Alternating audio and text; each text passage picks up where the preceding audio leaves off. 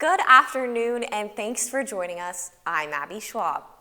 A Pitt State student is in charge of planning an event that impacts residents in a big way. I had a chance this week to learn more about this opportunity.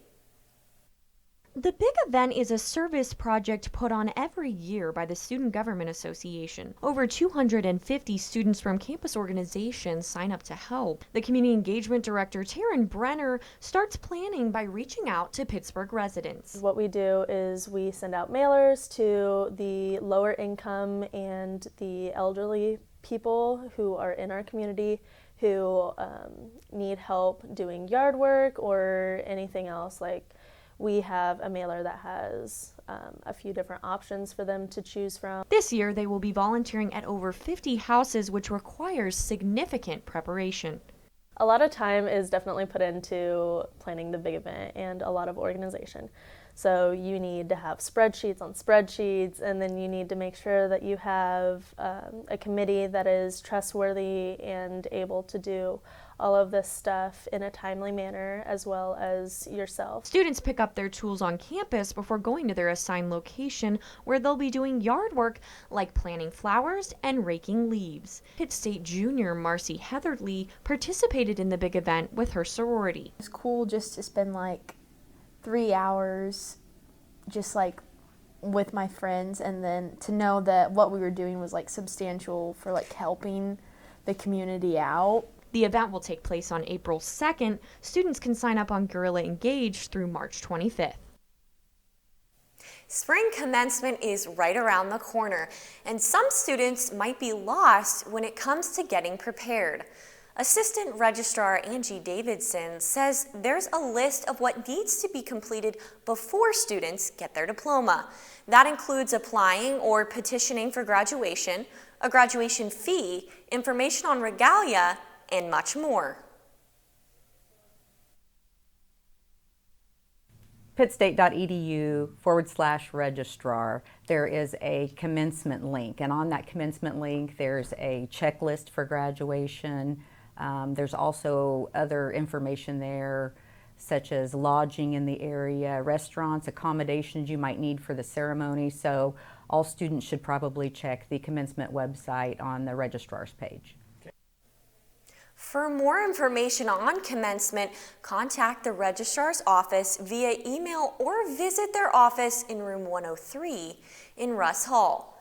Coming up, learn about the different places to grab food on campus. That's next on CAPS 13 News.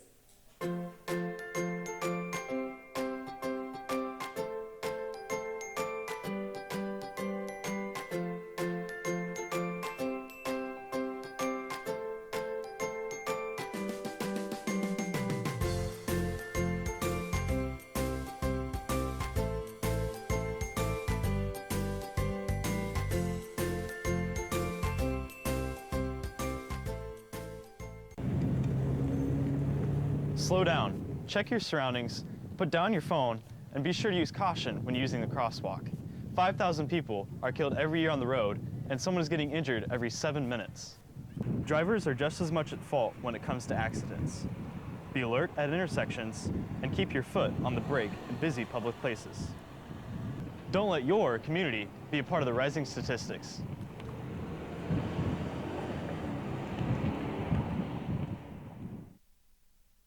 McPherson Hall is preparing for some major renovations, with construction beginning in just a few weeks. The Irene Ransom Bradley Nursing Program will be adding a simulation hospital, including patient rooms and other spaces designed for patient care simulations. McPherson will also receive renovations to the existing building, such as an expanded classroom, new bathrooms, a sprinkler system, and much more. The project is currently backed by private funding with an estimated cost of $8.1 million. McCowan Gordon will begin construction in early April, with the building scheduled to be ready for faculty trials next spring. It's really going to be how the successful faculty and staff envision the next successes of the program to take form. For more information on the changes being made to McPherson Hall, visit the Planning, Design, and Construction Department page at pittstate.edu. Many students may know that about the Gibson Dining Hall, but that's not the only eating option around campus. CAPS 13 reporter Amisha Jackson has more. PSU offers various dining options in different locations around campus that are convenient for student and faculty schedules. Pitt State's Gorilla Crossing offers different dining selections including Overman Burger Company, Pizza Hut, Sub Connection, and more. Downstairs in the Campus U Club, students can grab a coffee and bagel at Einstein Bros Bagels. I would say I like the bagels. I like the cinnamon ones, the cinnamon sugar. That's what they call it. And I do like their shakes. There's also Trace Habaneros where you can create your own Mexican meal. I enjoy everything about my job. It gets sometimes chaotic, when we get our rushes, but we power through it. The KTC is home for automotive and construction majors and more, where it may be hard for them to drive to the main campus. The KTC offers a cafe that is open through the lunch hour. At the Gibson Dining Hall, students can enjoy meals for breakfast, lunch, and dinner. I like the desserts because they seem more, so there's more variety to me with the desserts than the actual food. Gorilla Crossing in Einstein Bros is open Monday through Friday. The Gibson Dining Hall is open every day of the week. For detailed operating hours, visit pittstate.edu/housing/dining. CAPS 13 News, Amisha Jackson. Coming up, grocery store employees will share how the pandemic affected their livelihood. That's next after the break.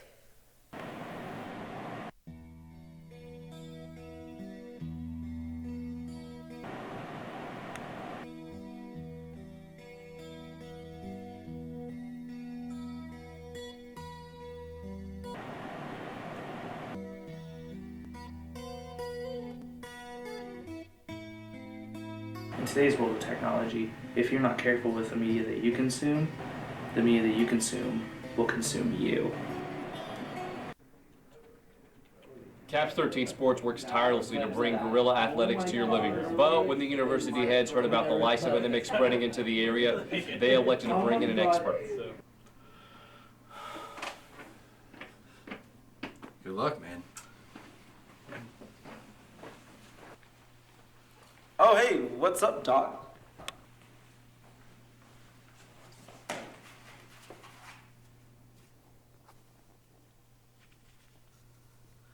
Is everything okay?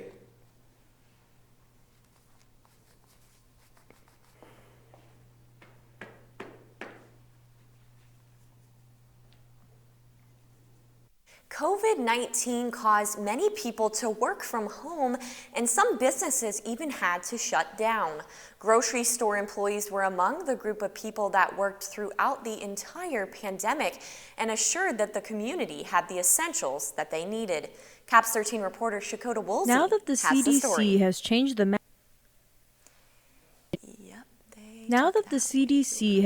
the mask mandate based on vaccination status, businesses like Walmart are no longer requiring their associates to wear masks unless required by the state or local governments. However, unvaccinated employees and those who work in clinical care settings, such as pharmacies, will be required to keep wearing them. Restrictions during the COVID-19 pandemic disrupted the regular routines of grocery store employees everywhere. Kyle Harris is among the few employees that remained working throughout the pandemic in Pittsburgh, and says that wearing a mask isn't something that bothered him during the pandemic. Wearing the mask doesn't bother me, but it does to customers, and some of them will come in not wearing them, which the store is fine with, but the customer will have a problem with you wearing it whether you have to or not. Other grocery store employees had worse experiences and quit because of the way they were treated by customers. Former assistant manager of Dollar General, AJ Goings, worked before the pandemic and through most of it, but eventually quit due to the circumstances of the work environment. It was rough. It was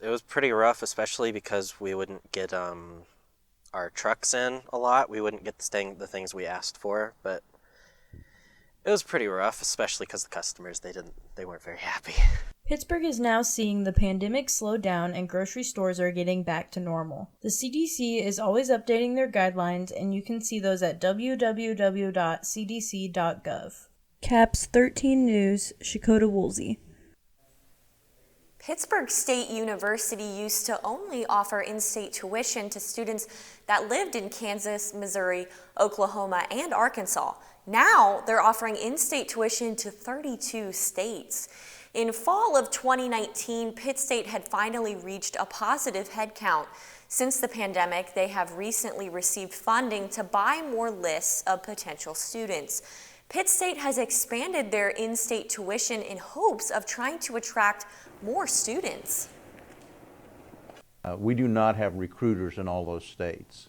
So we're going to have to begin to, and we are doing this, we're prioritizing how to recruit in those states and locations. And one of those things is our lists. If we find that we get a number of students that have touched one of our, or reacted to something we've sent them, then we will go to that area. For more information and to see if your state qualifies, go to pittstate.edu. Up next, students in the communication department earn state awards for their work. That's coming up on CAPS 13. So you good, man? Yeah, I'm good. All right, this is all you. Tune into CAPS 13. There is literally something for everyone to watch. TV, movies, sports, news. It's all Guerrilla-made content. The students have spent hundreds of hours preparing it just for you. The least you can do is tune into channel 13 on your TVs. CAPS 13. That's all I want to say, I think. Sounds good, man. That sound good? Yep, I like that. That was great.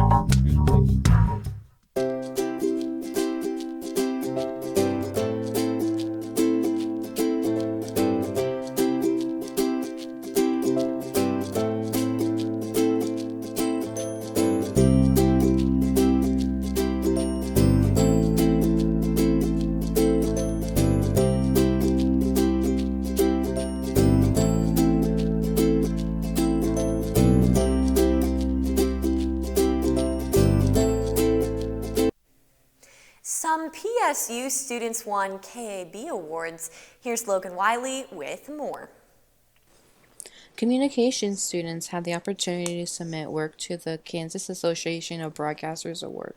Multiple students submitted work ranging from radio, broadcasts, to documentaries.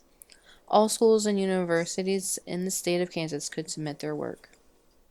It's just a real honor for the students to be able to compete against, especially students at a higher level at KU, K-State, Division I schools, and actually compete and win some awards. And we compete well every year, so it's not a surprise to me that we've done well, but it's a real nice honor for the students to be able to receive that award. Graduate student Jackie submitted 2 pieces of work. One was a short film that he completed outside of the classroom, which is called Lost Spirit. That is about someone who is at an Airbnb that encounters some creepy people. So for my short film, it started like my friend gave me a story idea. It's a really simple story idea. Like there's a guy going to an Airbnb, and then he met some really weird roommate, and there's a bunch of weird things happen. And yeah, we kind of spent a couple months to make it, including like filming and all the editing. Do a lot of work, and I'm happy we can get the first place in KAB. That means it's worth it for spending a lot of time. It's on my YouTube channel. So just go to search J Studio Jackie. That's my YouTube channel, the name of my YouTube channel, and you can see Lost Spirit. Congratulations to all of those who won a KAB award. For a complete list of all of the award winners, go to kab.net. This has been Logan Wiley reporting for CAPS 13 News. Several Special Olympics groups from all over Southeast Kansas were brought together this past Tuesday to show off their basketball skills. The Pittsburg Y hosted the basketball competition for the Special Olympics organization. The event had several events to test each individual's skills, including dribble and shooting competitions. There was a great turnout at the event, with several organizations traveling into Pittsburgh to participate. Ann Pomato helps run the Iola Special Olympics and Unified Sports Organization. She says getting involved in events like this helps individuals create reciprocal relationships with those with disabilities. Events like these help tense individuals get the same opportunities as their peers, all while allowing the groups to socialize and make new friends. A lot of these kids, they've grown up together. They started doing Special Olympics way back when they were like in second grade, and now they're up in high school and they just have kind of grown up together. So just seeing that community and those relationships is really cool. Special Olympics Kansas has their next event planned in Pittsburgh on April 19th. Participants will compete in several track and field events. To find out more about the event, go to www.ksso.org. That's our show for the week. Thanks for watching. We'll see you next week.